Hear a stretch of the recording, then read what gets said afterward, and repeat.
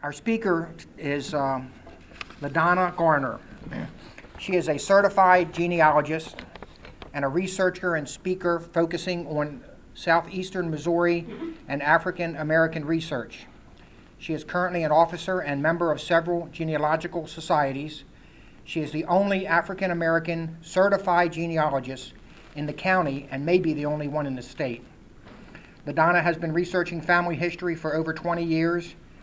She has lectured at the annual African American Family History Conference in St. Louis and the annual Family History Fair in High Ridge, and has taught classes with the St. Louis Genealogical Society.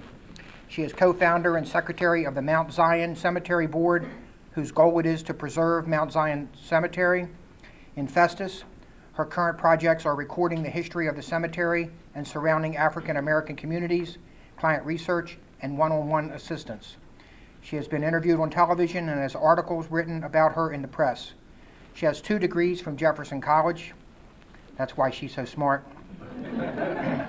She is enrolled at SEMO, seeking a bachelor's degree in history preservation.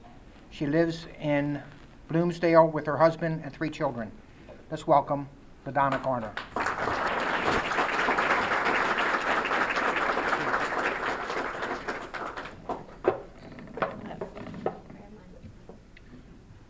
She's a little thing. We have something to lift her up. I'm married tall. He's 6'4". There we go. Okay, if I figure out the little clicker here. Basically, one, I want to thank you guys for showing up. I have had lectures before where no one showed up. So everyone's been asking, are you nervous? And I said, no, because people are here and I feel better. So even if you don't like it, just sit and pretend. Okay, but thank you very much for letting me come today. I really appreciate it. I'm going to talk a little bit about doing your own personal research. It's very important, not only for your own family, but also for Jefferson County. And if we don't start within our family, it will not spread outwards, and we do need to preserve our history that way. So, recording families and recorded county history. So how do you get started? Very basic. Start asking family questions. I know what made me get started. I was 13. You probably read it in the paper already. And Mrs. Bond at Crystal City High School told everyone to go home, ask your parents what nationality you were. I was the only African American in the class at 13, and I said we did not know. And the kids laughed. How can you not know? You're black. You came over as slaves on a slave ship, like sardines. Well, that's not necessarily true. So I need to disprove that legend that not everyone was a slave, some were free. But that led me to ask questions for my grandfather, who would not say a word till the day he passed away 3 years later when I was 16. So that made the whole family realize we did not know anything about my paternal side of the family. So that started this. It's become an addiction. Oh, there we go. It's become an addiction, and it's very fun. I really do enjoy it, and I love spreading this with anybody. So while we go on through this presentation, I do like to keep it laid back. So if anyone has any questions, feel free at any time. Raise your hand and yell it out to me, and we'll just go as we go. So you want to know more about your family, you need to start asking the eldest members of your family and start writing it down, recording it. If it's on video, tape recorder, that's going to be such a treasure. So you're going to want to know the who, what, when, where, why, how, kind of just sit down. I wouldn't have a list of who exactly and questions that you would want to ask them. Just let them, sit down, tell a story, and let it flow. This right here is my grandmother Lottie and my grandpa Oliver. That's that grandpa that wouldn't tell me anything. I'm wishing he would come back from the grave. Now, what really inspired me more was just curiosity. My family's very multi-diversity, or diverse. And my grandfather, I don't know if you can tell in the photo, he was very, very light complected. He had sky blue eyes. He could have passed for a Caucasian man. I know when this picture was taken, it was on their wedding day before World War II when he was being shipped out, which I've still not located exactly where that was. But I know my uncle, before he had passed away, had wanted the picture colorized, and the gentleman had colorize my grandpa, and he had to let him know, that was not the issue. But that curiosity has always been something we laughed at our family. We've never been embarrassed by that at all. We love blended families. But I wanted to show that picture because everyone needs to take a look at their families and not be embarrassed about all the skeletons that might show up, and don't be afraid to research your family. Sometimes that makes it a little more interesting to know that there was a black sheep in the family. You have the best genealogy story when you go to conferences or lectures like this. Okay, so you do have a handout, and it's just a summary of just what we're going to talk about. So why would you want to record your family? Definitely, it gives a sense of pride. I am very proud of my family, all of the cultures that have made me what I am today, no matter all of the things I wouldn't want to repeat in public. It explores your family folklore. That also includes oral history. There's always a grain of truth in history that's been passed down through just family stories. Sometimes you gotta nitpick at what that history is, but I want to prove or disprove some of that family legend. And a lot of times the oral history is right on, so definitely record it some way, even if you just have to write it by hand. It connects the generations. My children have had to be tossed around in the cars, going around Jefferson County, St. John County. I have pushed them over fences for locked gates and cemeteries. Now my husband, every time he goes past the cemetery, babe, there's one. I'm like, that's not my family. I don't think. So community history, that also adds into this, because every family that is inside of a county builds on that history. Each family becomes a neighborhood, and the neighborhood becomes the county. So if you can't preserve one, you're not going to get the other. You're going to have it missing holes. Accurate historical accounts. There's nothing worse than finding out 100 years later that something that's in the press about your, say, courthouse has been wrong, or someone who's documented their family for 30 years was wrong. So being able to make sure we preserve documents within our family and the county can help, not have those type of inaccuracies spreading around and confusing everybody. It's educational, because to do family history, you have to learn history.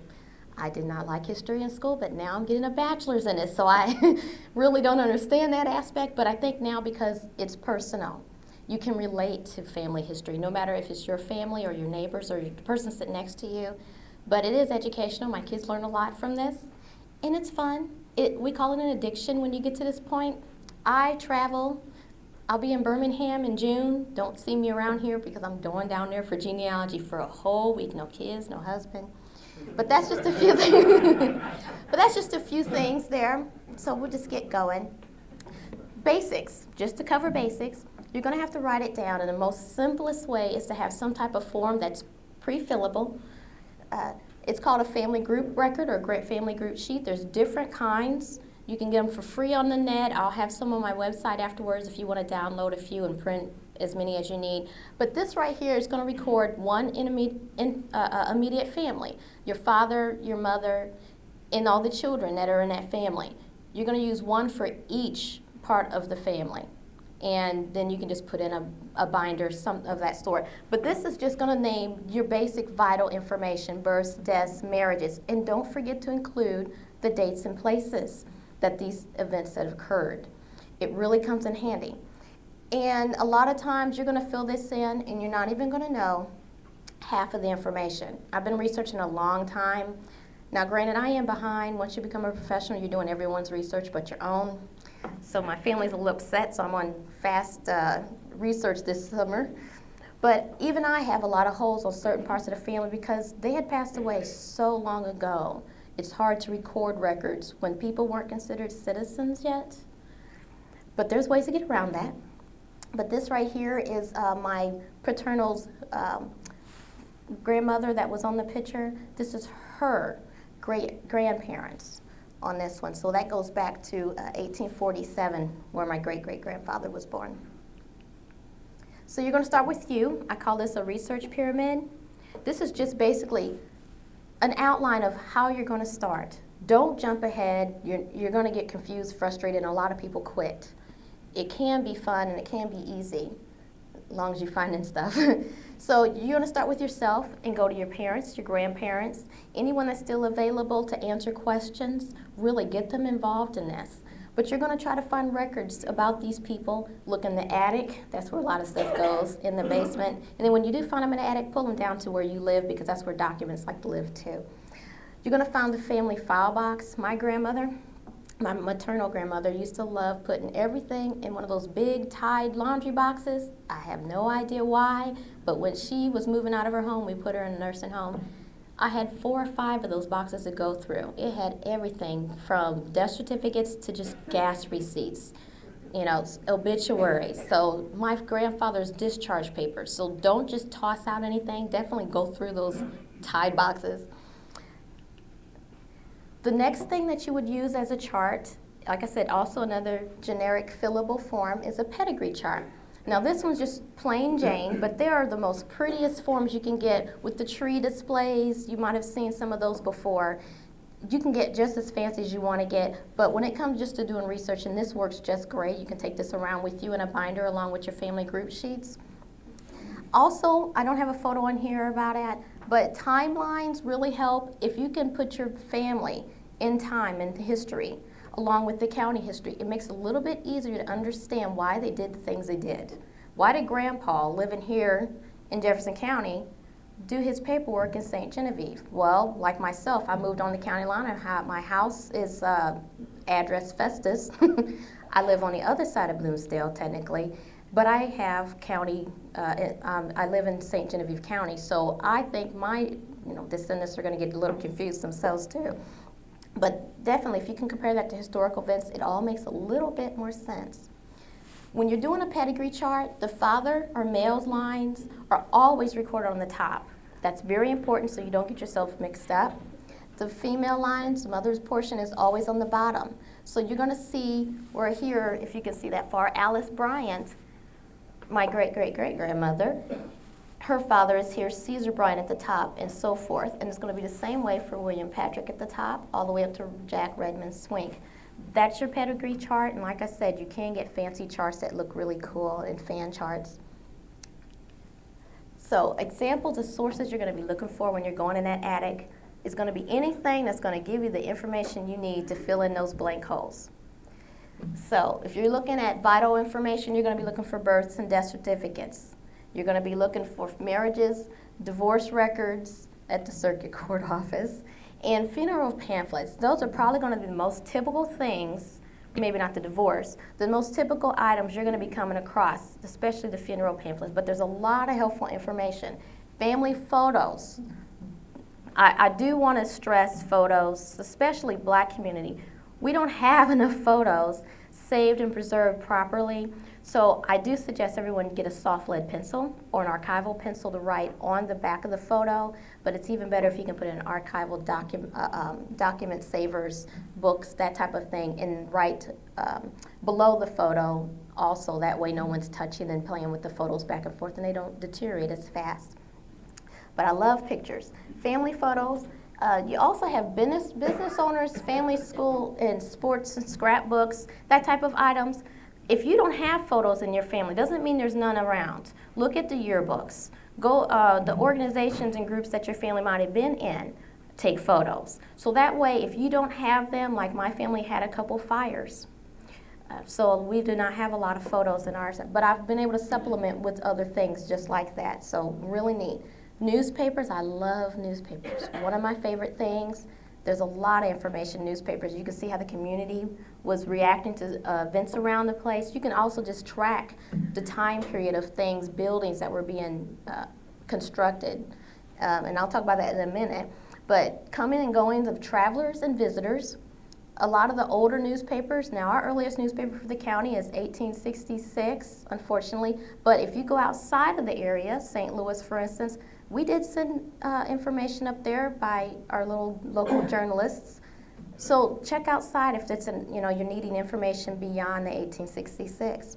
Business notices and entertainment are really cool to look at, and they add some more depth to your information.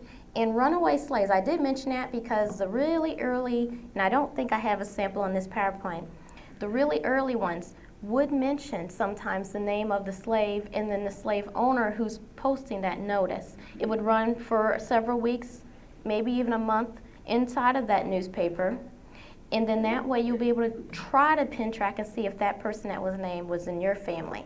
And I mention this also to anyone who's not just researching Afro-American, but any other groups. If you were descended from a slave-owning family, it's very important to try to just see maybe where they went. A lot of researchers research the slaves that went through their family. Really helps me out a lot.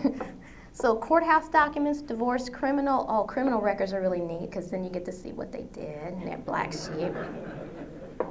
Okay, estate administration and probate records. Probates are where the court had to settle the estates of the deceased. So they would appoint someone, either an administrative, and then that way they would be able to, handle the estate, pay off debt, and pay any heirs. So that has a lot of information. Don't ever pass that up. That's probably one of the first things because a lot of times they'll include the will if there was a will in the family, and it might name every child and slave that was in the household at the time of the death. So definitely. Land transactions, lost and fugitives. Sometimes someone skipped town. They might post a notice in a few neighboring counties, even the state, that they're looking for that person. Or sometimes in the early days, a husband's wife might have took off and he would say, I'm not responsible for any bills that she's going to pay, post out there because, you would set up credit at the local town store. He's not paying for that. So you're going to go through this pyramid in city, in county, and state level. Very important records to be able to help fill in what you're looking for. Taxes, and don't forget about the churches. The churches are very fluid, especially just in church minutes if your church doesn't keep track of births and christening and things like that. Libraries, newspapers, cemeteries. Take a trip out to the cemetery. Take a photo of the headstone. I do mention photo because headstones are very fragile. They do not last as long as we would wish they would. The newer ones are a little better, but those older ones, 1900s, are just horrible. Just barely touching and pushing on those headstones just tears them apart. Some people would put on things like chalk or shaving cream, and it just slowly eats away and erodes. So a photo, especially with digital cameras now, pulls out the information that you can't normally see. One thing I do recommend, you use a spray bottle of plain water, spray it on there when the sun's not shining, or use a reflection if you need more sunlight, and you'll be able to get a better photo. But take a trip out to the cemetery, and then that way sometimes you can work backwards to those documents you're looking for when you don't know when someone's birth date or death date was. State level, our state is very fortunate. I got to work with the state archives to help put the images of the Missouri death certificates 50 years old or older online. They're free, they're downloadable, they have your family's names in them. They're downloadable as a PDF, as Adobe Acrobat, so it's something everyone can readily print out and get to. But the current goes from 1957 back to 1909. That was when the state tried to finally and successfully recorded births and deaths throughout the state. Prior to 1909, there's nothing really recorded. Certain counties did or did not list information, but there are other ways. You do have to check. There's a short time in 1892, 1893 period where they did try it and it just failed. So that's why 1909 is so important. But there are ways to get around that just by going through different avenues for these records. For instance, this right here is my grandmother's record. This was in 1940. Ironically, it was my daughter's birthday. But the certificate itself is lost. It was a pretty large blue embroidery looking certificate, but I at least did get a photocopy of it. That's the only thing that exists now. But you're going to come across records like that, and then something that's very fragile and sometimes, so that's documents. Newspaper articles and obituaries are also helpful. So that way, this one here is out of the Jefferson County Record in DeSoto. This was someone who married into the family that passed away. But you get a lot of information. My grandfather that you saw in the photo when he had passed away. But you can just see a lot of information is here. Maiden names of women, really hard to find the earlier in time you go. A lot of times they just referred women as the man. So it might say Mrs. Oliver Pittman instead of Lottie Jackson. So that's hard to go backwards with. So any little clues you can find about the male is going to lead you to the female, but it's a little harder, say probably before 1900s. Death certificates, I mentioned that a second ago. This is an original death certificate for the state of Missouri. I think it was 66. What you're going to get is a photocopy that's online to be able to download. Now, federal records, National Archives, census records. Census, I highly recommend anyone who has no idea about your family when you're trying to get before 1930s, definitely check into the census. It was recorded every 10 years. For the state of Missouri, since we came into existence in 1821, our first census starts in 1830. Prior to that, in colonial times, we would go back to 1790 into the eastern coast. So depending on where your family's coming from, they're on a census somewhere. Even slave schedules that might not list the names of slaves, but they would have the names of the slave owners, the sex, and the age of the slave. So I don't know if I have a sample, but we'll go on that one. This right here is discharge paper for the Army. There was a fire about 1921 or 1923 at the National Archives, National Record Center here in St. Louis that holds all of our World War II records. It destroyed a good chunk of records. I have this original. They do not have anything. So if you do come across discharge papers for World War II especially, make a copy and forward that to our St. Louis office. That way they can start rebuilding some of those records. Even today, you can go up there for a tour certain times of the year, and it still smells just as fiery as it did whenever it first burned. But very important documents to find. And on the back, it would have had more separation information, where they went, the years they were enlisted, down to the height and description, and maybe even a photo, or not necessarily a photo as much as their fingerprints or signature, which sometimes is even neat to see how they wrote. I have sloppy handwriting. www.ancestry.com. This is the genealogy's database of information and records. Scanned original records that you might not be able to get elsewhere if you don't live close to these repositories.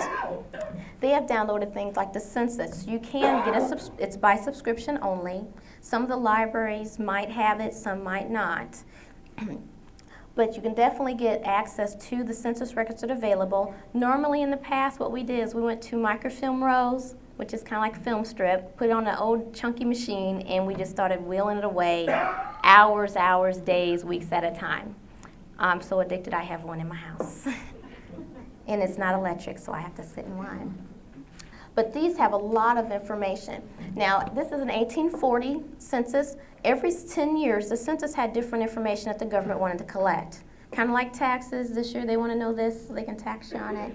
Well, they want to get information. So this is 1840, and all it listed was the head of household, white free males in one column, free persons in one column with males and females, and then the further column would be free colored persons, male and female. And each column represents an age group between 5 to 10 years time span, and it would just have one little mark, including the head of household, and that's how you'd figure out if this was your family or not.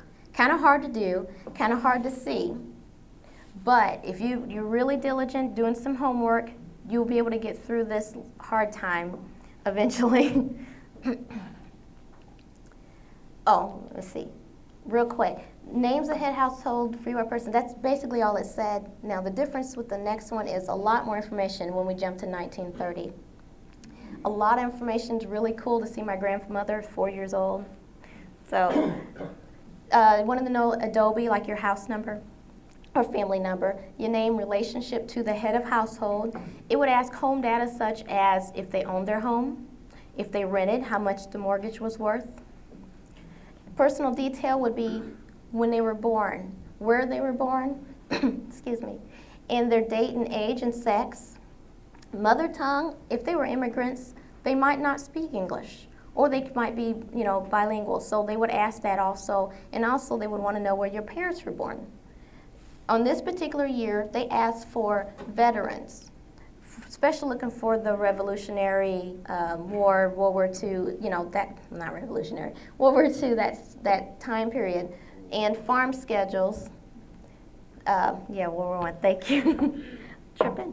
Okay, and farm schedules, for anyone who had a farm, they also had a separate type of census that would record what they grew. If they had slaves, they had a slave schedule and information that helped further. So that's a different type of census. It's not available on Ancestry right now, but just the slave schedules. But a lot of helpful information to let you know how the family status might have been. You can kind of determine if they were well-to-do or if they were maybe sharecroppers. So when you grab information, I'm using the newspaper here for the Daily News Democrat and Festus for 1953. And you're going to scan every piece of paper, document, information, photo for anything you can pull out of that to put on those family group sheets. This one in particular, I was doing some research on just the African-American schools in the local area. So this was Douglas, when they were planning to build the gym, which still stands out of all the buildings. But I always record where I got the information, what the title of it was, and I do type that out just so I can make sure, because not all newspapers are very nice and clear like this. Some of them are really dark, hard to read, or if the newspaper was damaged when it got scanned. But these are all on microfilm, so you would have to do the crank session. But they're really cool to look at. But I like tracking through the newspapers just because it gives a lot of history. So you want to involve family and share that with family members. Don't keep it to yourself. Sometimes you are stuck on a problem. Say you're at a roadblock, you can't find great-grandmother's death certificate, you don't know where it's at. Someone else might know she went to visit Aunt Ruth over in Chicago and that's where she died. You have to share with information, especially if you're doing family reunions. It's the perfect time to sit down. Set up a camcorder.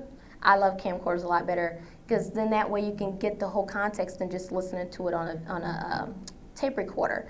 But definitely give that a try. Just if you're just sitting down with a notebook and pencil, get the family started and share the information, because I usually get 4 or 5 of the older ones together, not just one, and they bounce off each other. One can't remember and then one remembers, and that just triggers those memories going backwards, and then before you know it, you don't have to ask another question. They're just giving you everything. And I do, like I said, I love photo albums. I do scrapbooking too, archival. Scrapbooks, heirloom recipes are really cool. A lot of people are doing those, even for churches and things like that. But if your family recipes, put in a binder, put some photos with it. If that's all you did, put some information in there, even if you didn't do family group sheets. The family will really appreciate that effort. And DVDs are very big now. We all have them on our computers. There's a system. You don't have to go out and buy anything special. And you can do a slideshow of just the photos. So any way that you can figure out that's easy for you to share the information, you're going to have more success in finding more of the records you're trying to locate. So once you've tapped out family, they are so tired of you calling and asking where grandma's buried at. They thought they told you, and they don't know why you're playing with those skeletons anymore. You're going to have to go back to all those courthouse records we just skimmed through. So I just wanted to show a few things. But before I go to a library, for instance, say the County History Center here in the library, you're going to want to know something more about your family than just names and dates. You got to have an idea of the county and the community that your family lived in. I review all the information, glean that with some, information just to go forward. I make a timeline. I look at the maps, the county boundaries, and I work in increments. Like, don't just go and expect to do one whole branch of the family that afternoon, because that's not going to happen. You're going to get frustrated. Do one question. You're looking for grandma's death certificate. That's your goal for the day. That way you can focus on it and you'll have more success. Or maybe not. Maybe she's not in that county, but you have to do the prove or disprove. Even negative information is a positive thing. But work in small amounts, and I think most people, if they did take it a little slower and try to have some type of goal, they'll have a little more success in figuring out how your family is made. So you like to go to repositories, where all the dusty books are. So like I said, you want to know where the area is and scan all the information. Just pull out that information, and don't look at that document once. Pull that death certificate out 3-4 times every once in a while, and because sometimes new information makes more sense when you look at something else. In the timelines. Now, I always take a notebook, pencil. If you go to certain repositories, especially in the city or out of state, they no longer allow you to take in purses and things like that. Some of them don't even allow you to take in a pencil. They will hand you a piece of paper and a pencil for you. But you have to know ahead of time where you're going to go try to locate your information. So call ahead, know the hours, know what and how they're charged. because like for instance, the county courthouse here, if you go to the administrative building, downstairs to the archives room where all the land and deed records are, you can take in your bags, but you cannot take in your digital cameras anymore. I was upset. But that I can understand, sometimes the flash is damaging, so we do turn off flash. As for the restrictions and the hours, and usually everything goes pretty smoothly. So, for instance, newspapers, and I also really stress for our county to look at outside newspapers. We had so much information going into St. Louis and even over to Illinois. This is the St. Louis Argus. It's a black newspaper in St. Louis, I believe since 1916, if I'm not correct. So this was in 1921, and I just made a mention of that one because it just says Miss Bertha Hobson, and that she was from Crystal City. Now, at the time, in 1920, not a lot of information for our local newspapers was about the black community unless it was something bad. So that was just not it. We, in the African community, got more information put into the newspapers around the late 1930s and 40s. You'll see more information. So before that, it's a little scant. Even from down in like St. Mary's or Kaufman, they would send information all the way to St. Louis to be put into the St. Louis Argus. It's going to say. This other newspaper, we do have newspapers here at our local library, and I had took that clip just because I want to show there are a lot of photos in those newspapers, especially the St. Louis Argus. A lot of photos. People send it in. There's even 2-page spreads of just a scrapbook style in the Argus. This right here is the Negro and Mulattoes list of free Negroes. You had to have a license at a certain time period here before the Civil War was over to live as a free black in the state of Missouri. Not all counties did it. Our county did not do this, but you had St. Charles County, for instance. St. Louis, this is what this list is from, did require this. African Americans had to go to the court, apply that they were free black citizens, and then they would have to pay their fine, and then they would have a slip of paper that stated that they were free and allowed to reside within the city or the county. If they were caught outside of the county in other areas, that little piece of paper didn't really necessarily help you. If they were caught within the county without their piece of paper, they might end up getting a citation, like Mr. Buck Johnson here. I have not been able to prove or disprove this as part of my maternal family, but I have a Buck Johnson. But he was found without proof of license of being a free black in the city of St. Louis. And this citation goes on, but this was in 1855. He was fined, and I know it's sideways, but it says he received 10 lashes, and then he was deported from the state. A lot of times they would ship them right back down the Mississippi to Louisiana, and they were put back into slavery. Or they were put into slavery if they've never been in slavery. Detrimental. What if his paper was destroyed? What if it got wet? What if someone stole it? There's no way to prove it. If your name's not on their list and current, you went right back into slavery. Very important time. I like showing maps. This right here is called a Sanborn Fire Insurance Map. Whenever the larger cities here in Jefferson County too were included, the insurance companies got really big. We had a lot of fires going on, so they just thought, we'll go down to Jefferson County. These were color-coded maps, and they're not readily available. Some of the universities are getting them online now. The color coding showed different styles of housing, different ways it was made up. It might have been made of brick, it might have been made of wood, it might contain a stove, it might be a meat cleaver shop, that type of thing. So these are very helpful for us because we can kind of see how the neighborhood was laid out at that time period. We can see where they shopped. We can see where they might have gone and got their horses shoed, depending on the time and the year. But there's a lot of years like this, and there's tons of different types of map, but I like the Sanborn maps because it just seemed to really zoom in on different neighborhoods. We have it here for Jefferson County for most of the larger cities that existed at the time: Crystal City, Festus, DeSoto, Herculaneum, Hillsboro, and like I said, they're not exactly already available, but if someone's ever interested, just give me a call. This right here is a marriage license, or actually a record. This is in the registers down at the courthouse, and like I said, they also have a lot of this information at the state archives on microfilm that you would have to sit and wind up. This right here is on 2 pages, so I did try to photocopy it together. So it's at the bottom of one and it's the top of the other. And all they would do after the justice of peace or the reverend would come in and record the marriage did occur, they would write down in their registers, and that was it. You might have received a certificate. Of course, since it was that long ago, we don't have copies of that. But that might be what you're looking for. It took me 3 years to find this because on the census, on the microfilm roll, it was very, very dark. Microfilming really emulsates the image, and it makes it a lot more darker. So if it's already a bad darkened picture, it gets worse. I ended up taking this down at the courthouse once. A friend of mine stumbled across it and finally told me, to stop pulling my hair out. She found my marriage license for them. But I was so happy. It was a happy day. Now, going back to death certificates and stuff from the state archives, like I said, this project is still ongoing. Every year, it will be added on another set of death certificates that have become 50 years old. They will no longer be at the health services up in Jeff City. They will be here at the state archives in Jeff City.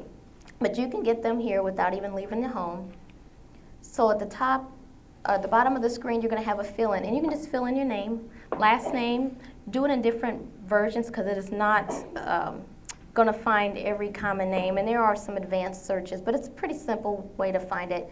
And what you're going to do is I typed in Jones, you're going to find a list of that surname that you typed in. You can even type in just the first name, but I do like doing a full search of just the last name. It seems to give you an idea of where everybody was.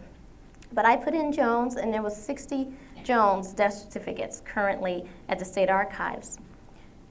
On the far left for you guys is a clickable image, and you put view image, and it's going to pop up as a PDF, and it'll look just like that, of the actual death certificate for whoever you're looking for. This is a land gold mine. I'll just say gold mine because a lot of states are restricting vital record information because they're afraid that genealogy is leading to a lot of fraud. Actually, that's in contrary because I think people that want to commit fraud try to find the easiest way to do that, and that's by credit cards and things like that, which is more accessible.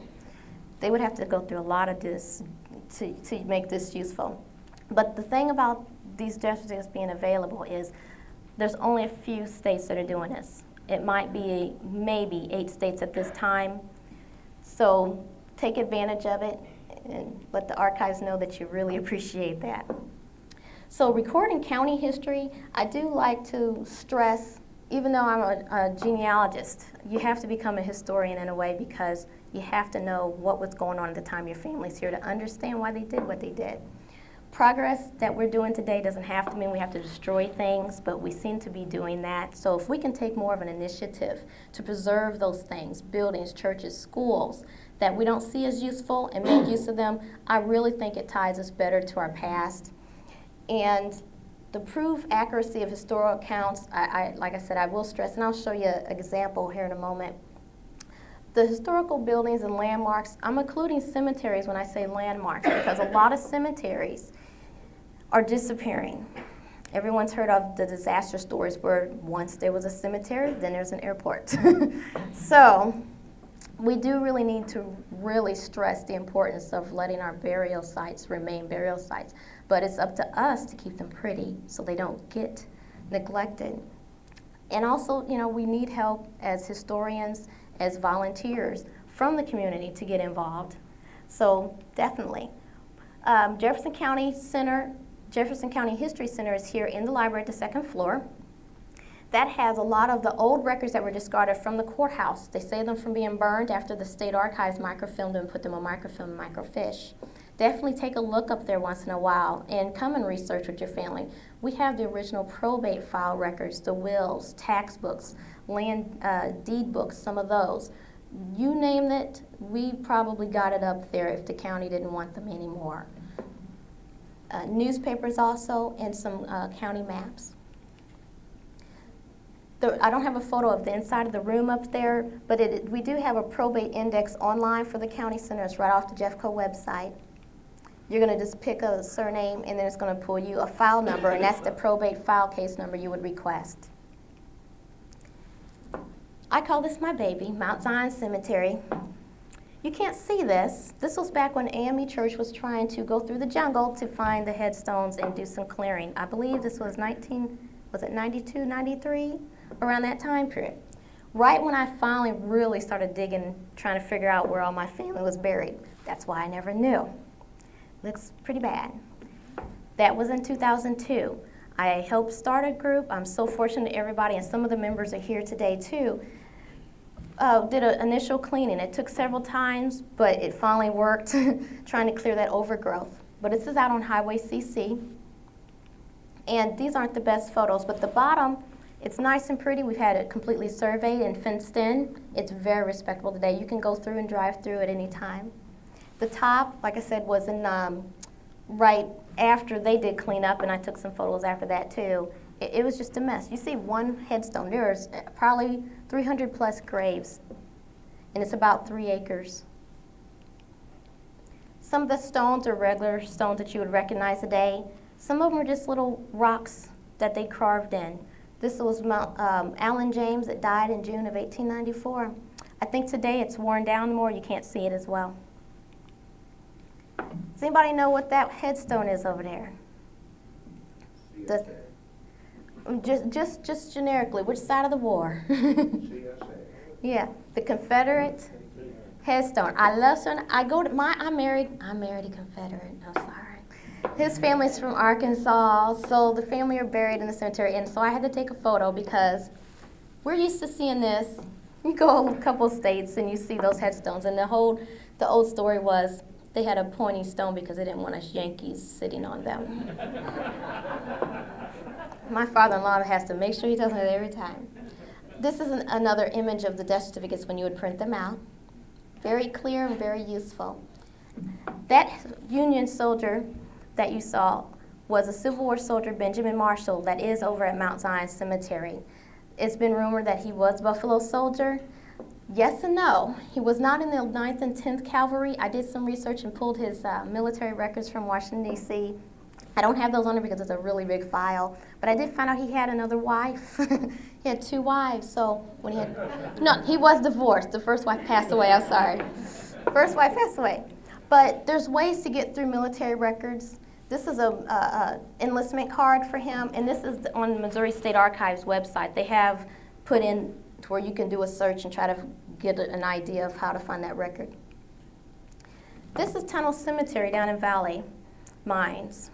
I show this because you can hardly tell it's a cemetery. I had to drive my 4x4 5 miles, get out and walk another mile and hike through the ticks, dragging my daughter with me. But what we found was the cemetery. I think they stopped using it in about the 50s. I remember everybody saying they had to walk down the railroad tracks to get to the other side. Well, I just cut right through with the landowner now. But this gentleman here is so disrespectful. And this is what I fear, that another cemetery is going to be forgotten. It's being overgrown. Anyone walking onto it is not familiar with it.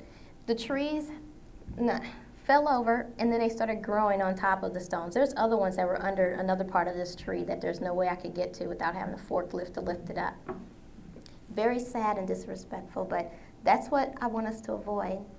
Now, my last thing I want to show you is that historical accuracy. I was given a Hillsboro Church account book. I'm thinking, woo, we found some stuff for Jefferson County. Out of St. Louis County Genealogy Society, a member was in Monroe City, and at a yard sale and found this account book. It's about a 5x7, very fragile, written in pencil, 1879.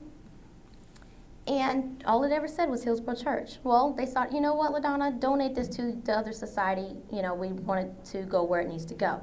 I said, no problem. I used this for my certification. I had to show an extreme case of researching and prove that, yes, this book is what it is. Even though it says it's Hillsboro, I cannot take that as truth. Do not believe everything you see. So after I did the research for this, can anybody even think where it might have been? Because if you think about it, the Hillsboro Church was never called Hillsboro Church. It was called United Methodist now. It was 4 congregations, Protestant, North and South, Methodist, and Lutheran, and then on the 5th day of the month, they might encourage another local church to come and invite them, but it was never at all in any historical accounts called Hillsboro Church, okay? So that was my first clue. The second clue, none of the names matched anybody that I was familiar with researching all these years in this county, black, white, or anything. That was the second clue. So I started doing some more digging, and come out, it was not in this state at all. Not our Hillsboro. Now, how it got to Monroe City, I do not know at this point. I'm still researching. It never did say who the treasurer was that recorded it, but doing some real digging and doing some what I call is cluster searching, I located names throughout the book, checked through census records, checked our own census records, and then I finally, after several states, come up in Mortonsville, Kentucky, which isn't too far from where all the states at the Boot Hill meet. So how I got to Monroe, I don't know yet, but that's where I come to don't believe everything you see. But I do appreciate you listening today. If there's any questions, I'll definitely ask afterwards, but I know I'm running out of time. Thank you very much.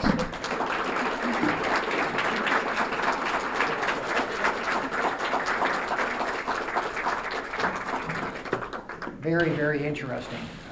I spoke to LaDonna yesterday for quite a while, and when she left, I entered on Google, family tree, genealogy, Wayne Howard Watts, and my birth date, and it returned, is this something you really want to know?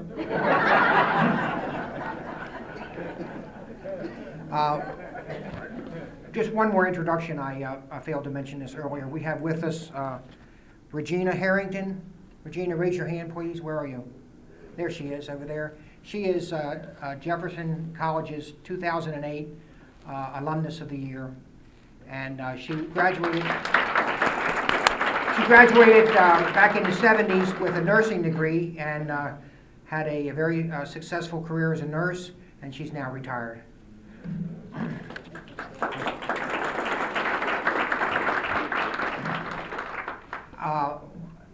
On your table, you have this blue form. It is another community outreach effort that we have coming up in the next week or so, and it's called a Chautauqua. I just learned how to pronounce that myself, and it's free and should be a lot of fun for all members of the family. With that, I'd like to thank LaDonna again for coming out. It was very good. Let's give her another round of applause.